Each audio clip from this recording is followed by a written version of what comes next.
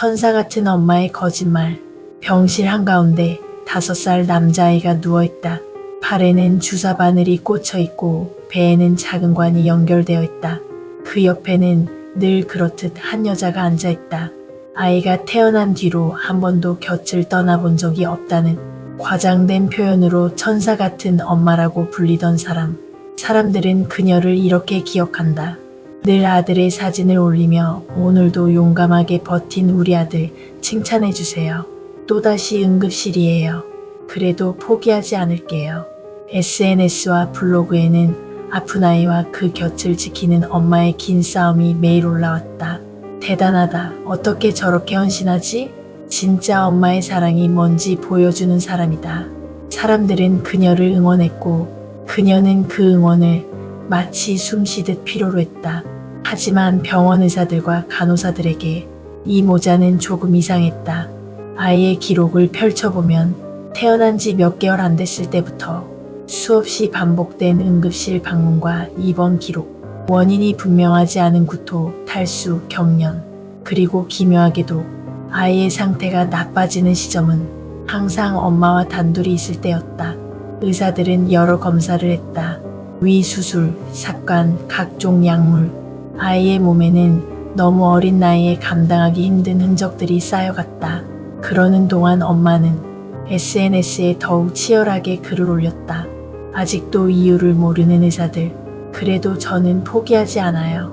이 아이를 위해서라면 뭐든지 할 겁니다. 사람들은 더 크게 그녀를 응원했고 힘내세요. 당신은 세상에서 가장 강한 엄마예요. 댓글은 눈송이처럼 쏟아졌다. 그리고 어느 날 결정적인 입원이 시작된다. 아이가 갑자기 심한 두통과 구토를 호소하며 응급실에 실려왔다. 검사 결과 아이의 혈액 속 나트륨 수치가 생명 유지가 불가능한 수준까지 치솟아 있었다. 의사들은 믿을 수 없었다. 이렇게 소금 수치가 높으면 이건 거의 독과 다름없습니다. 소아중환자실로 옮겨진 아이는 무의식 상태에 빠졌고 기계들이 그의 작은 몸을 대신해 숨을 쉬어주고 있었다. 엄마는 침대 옆에서 아이의 손을 꼭 잡고 있었다. 눈에는 눈물이 고여 있었고 그 모습을 본 사람들은 누구도 그녀를 의심하지 못했다.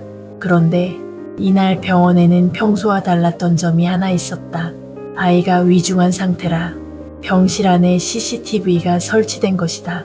아이의 상태가 급격하게 나빠지기 전 어떤 일이 있었는지 남기기 위해서였다. 몇 시간 뒤 아이가 갑자기 격렬한 경련을 일으키고 숨이 가빠지며 온몸이 뒤틀리기 시작했을 때 의사들은 그 영상을 거꾸로 돌려보기 시작했다. 화면 속 아이는 잠시 진정된 듯 보였다.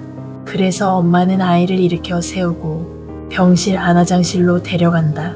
한 손으로는 아이가 끌고 다니는 작은 수액대를 밀고 다른 한 손에는 작은 하얀색 통 같은 것이 쥐어져 있다.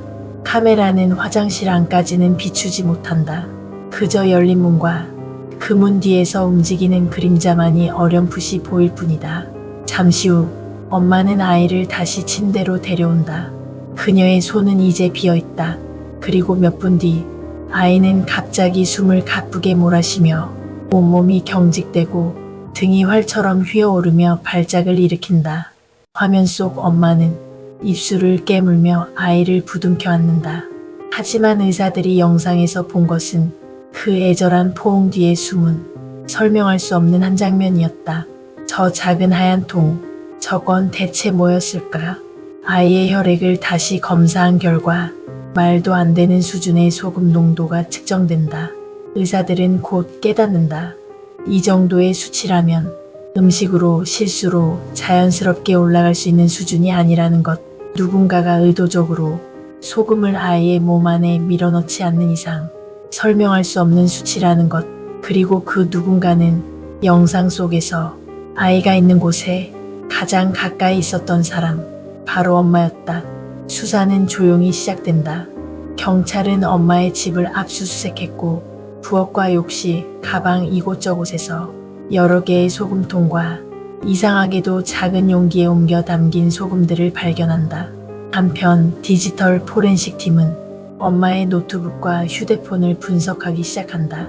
검색 기록에는 이런 문장들이 줄줄이 남아있다. 아이 소금 중독 증상, 소금 치사량 어린이, 혈중 나트륨 농도 올리는 방법, 그리고 SNS와 블로그에는 아이의 병원 사진과 함께 수백 개의 글, 오늘도 우리 아들은 싸우고 있어요. 기도해 주세요. 이 아이가 이겨낼 수 있도록. 그녀는 아이의 고통 하나하나를 세상에 실시간으로 보여주고 있었다. 그리고 사람들은 그 고통을 볼 때마다 그녀에게 더 많은 관심과 위로와 사랑을 보내고 있었다. 전문가들은 이렇게 말했다. 이건 단순한 학대가 아닙니다. 관심과 동정을 얻기 위해 타인의 아픔을 만들어내는 일종의 정신질환, 일명 미나우젠 대리 증후군으로 보입니다. 결국 엄마는 아들의 죽음에 대한 살인 혐의로 기소된다.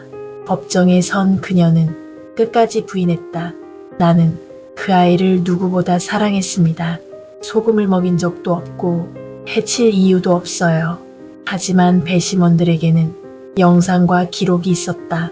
아이가 갑자기 무너져 내리기 직전 화장실로 데려가던 엄마의 모습, 그녀의 손에 쥐어진 작은 하얀 통, 말로는 부인하지만 검색창에 또박또박 남겨진 소금과 치사량이라는 단어들, 그리고 수년 동안 반복된 불필요한 입원과 시술들, 결국 배심원단은 그녀에게 유죄를 선고한다.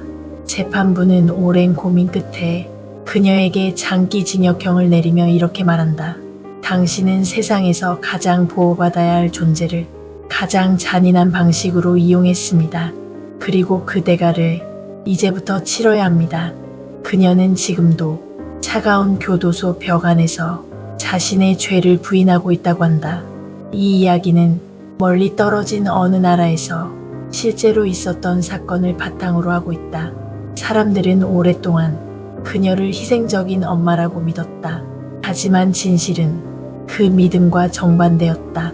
누군가의 관심을 향한 갈증이 하나의 생명을 서서히 갉아먹었고 세상이 보내준 응원과 위로는 결국 하나의 고통 위에 쌓여 있었던 것이다. 화면 속 아이가 누워있던 병실은 이제 다른 환자의 이름표가 달려있을 것이다. 하지만 그 CCTV 화면 속에 남아있는 마지막 장면만큼은 시간이 지나도 쉽게 지워지지 않는다. 작은 몸이 뒤틀리며 숨을 헐떡이는 순간 아이의 옆에는 여전히 엄마가 앉아 있었다. 세상에서 그를 가장 사랑한다고 말하던 바로 그 사람. 그리고 우리는 묻게 된다. 사랑이라는 이름으로 우리는 도대체 어디까지 눈을 감아왔던 걸까?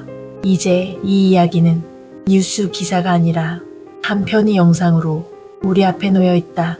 당신이 지금 보고 있는 이 화면 뒤에서 누군가가 누군가를 향해 불쌍하다, 대단하다, 존경스럽다는 말을 남기고 있을지도 모른다. 하지만 그 말들이 정말 누구를 위한 것인지, 그리고 그 관심이 누군가의 고통을 먹고 자라나는 건 아닌지 한 번쯤은 조용히 되묻게 된다.